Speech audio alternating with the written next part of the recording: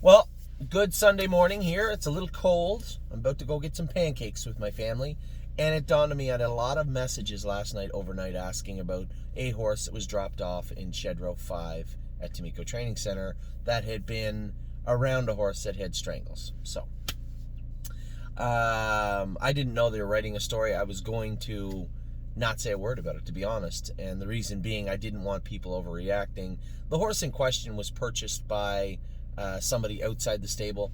The horse was put at the end of Mario's barn. Now, the horse did come from Prince Edward Island. I guess a lot of this stems from this virus, the strangles virus, especially in a year when we're all getting a crash course on viruses, is extremely contagious. That's why the alarm bells go off the second anybody tests positive for strangles. Where have they been? Who have they come in contact with? Let's run all that down. So we were visited by the AGCO yesterday. They told us that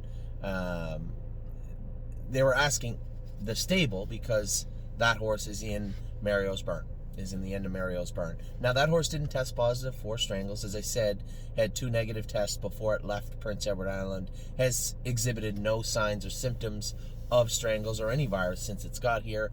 But as we've all learned with the coronavirus, you can be a carrier and not know it, apparently. So there's concerns about mild concerns, I guess, at this point about that horse. But the AGCO wanting to be fully transparent, put it out. I didn't want to put it out. You know, there's just we are the most transparent stable probably on earth, right? But at the same time, I don't want people being very concerned about something that is more than likely nothing. But I spoke to Steve Palermo yesterday, and Barbie's crown was scratched because she is in that barn yesterday. And that was a call that I made in conjunction with the AGCO and the University of Guelph. You know, here's a horse that's been up here for almost 10 days, has shown no signs, and has tested negative in PEI. Now, I guess the argument can be said it's shipped all the way up here with a horse that tested positive. Therefore, anything before that matters none. Fair assessment. But as I said, I called Steve yesterday and said, hey, we have a little situation.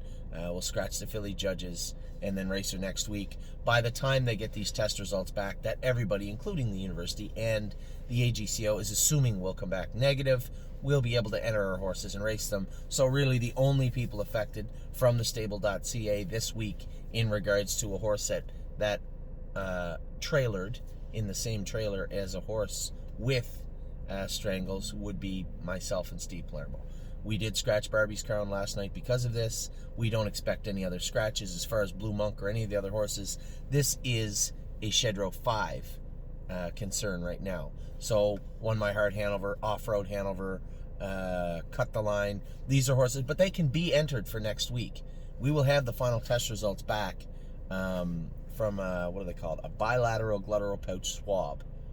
We'll have those test results. The owner of that horse will have those test results back, which would clear the entire Shed Row, I believe, for next week. So I didn't want to bring it up because I didn't want anybody, you know, I didn't want to be Chicken Little. I didn't want to cause a big fuss over something that at this point affected 2 people. Both those people were aware, myself and Steve Palermo.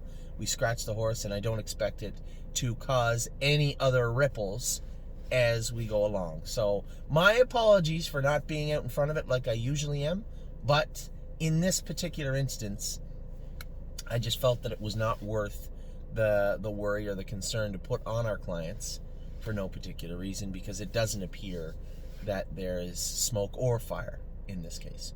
So that is what went on and what is going on in Shed Row 5 at the training center, which I believe amounts to nothing, but better safe than sorry. So without pointing fingers or getting angry or getting upset, just one of those things that happens. Hopefully it appears it's going to have a good result and a good ending. So we'll move forward. So that is all about hopefully nothing in Shed Row 5, but nevertheless, I did want to answer our clients now that the story is out there. I did want to answer our clients and make sure that they knew what was going on.